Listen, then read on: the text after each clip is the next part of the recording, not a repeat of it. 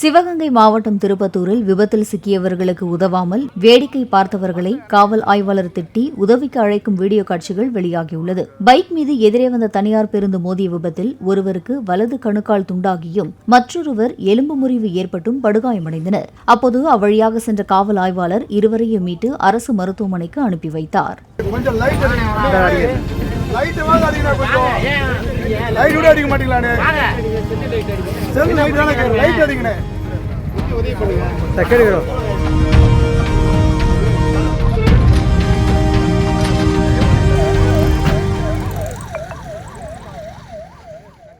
Play store மற்றும் app ஸ்டோரில் இருந்து பாலிமர் செயலியை QR கோடு மூலம் பதிவிறக்கம் செய்யுங்கள். செய்திகளை உடனுக்குடன் பெறுங்கள்.